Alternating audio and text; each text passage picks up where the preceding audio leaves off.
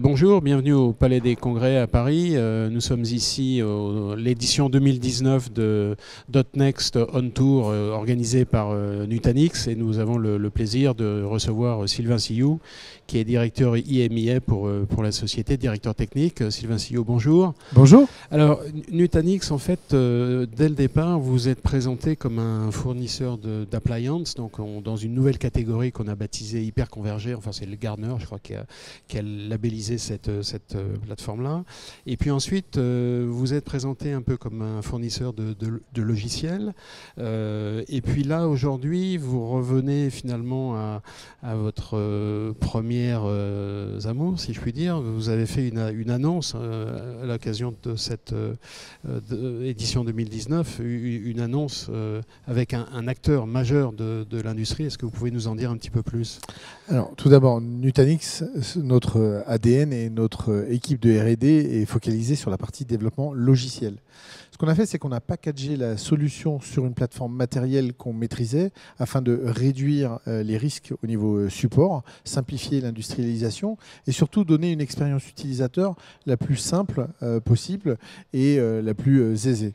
Donc la partie matérielle, c'était de la commodité, comme on dit couramment. Exactement. Maintenant, il fallait choisir un constructeur. Donc on a pris Supermicro dès le départ et on a construit toute une offre basée sur les modèles de Supermicro correspondant aux différents usages.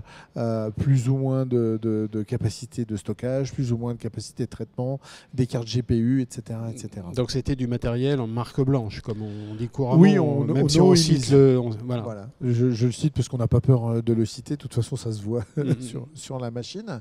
Mais vraiment, l'idée, c'était un petit peu comme sur les téléphones. Donc on est parti un peu comme Apple, où on maîtrisait la plateforme.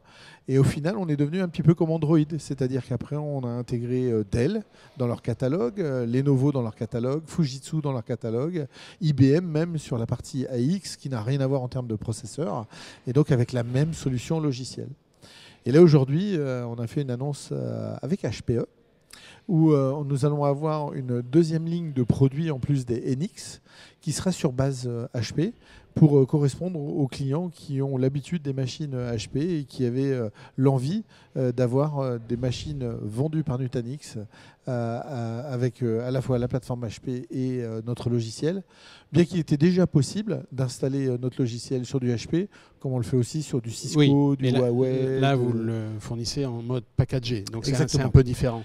Mais alors, est-ce que cette nouvelle ligne de produits va remplacer la première ou est-ce qu'elle la complète? Et si oui, pour quels usages différents? Alors, elle vient en complément parce qu'en fait, on a des clients qui ont déjà des clusters qui veulent continuer en Supermicro et d'autres qui veulent la commencer en HP. Donc, c'est deux lignes de produits qui vont vivre dans notre catalogue en simultané et qui seront vendus par nos revendeurs comme des produits labellés Nutanix. De son côté, HP a une offre locative. HPE, hein, parce que HPE, bien sûr.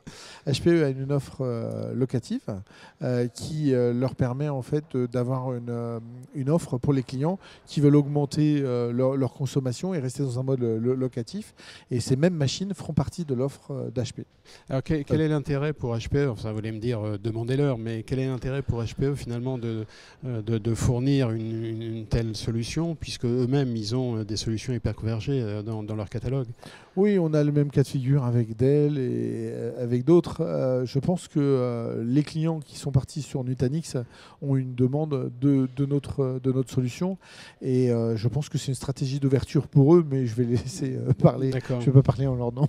Alors maintenant, quel est l'intérêt pour un utilisateur ou une entreprise qui va devenir utilisatrice finalement d'acquérir cette solution packagée plutôt que de choisir son fournisseur habituel avec lequel ils ont l'habitude de travailler, mettons HP, ou enfin pas HP en l'occurrence, mais Dell, et d'installer sur cette plateforme leur logiciel finalement.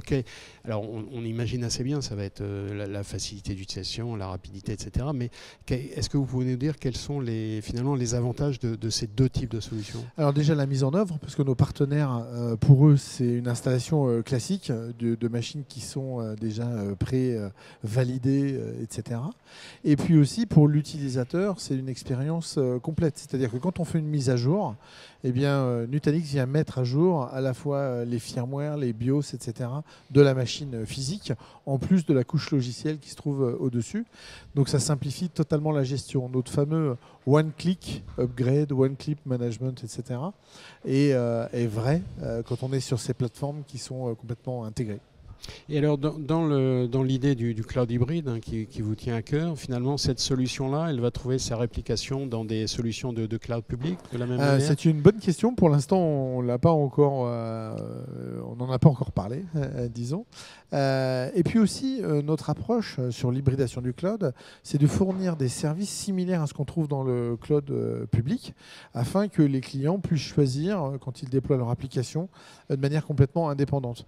Et comme on considère qu'on ne détient pas de plateforme à défendre, on n'a pas d'hyperviseur à défendre, on n'a pas une implémentation particulière de Kubernetes à défendre, on est plutôt là pour essayer de donner de la flexibilité et de la liberté aux clients et les aider dans leur véritable hybridation à travers le cloud. Donc là, pour le coup, le terme hybridation, il prend tout son sens. C'est-à-dire qu'on peut faire l'hybridation on-premise et sur le cloud, et hybridation en termes de matériel. Aussi, oui, en termes d'hybridation matérielle aussi, tout à fait. Très bien. Écoutez, en tout cas, on a fait un tour assez complet. Sylvain Sillou, merci beaucoup. Merci beaucoup, Guy.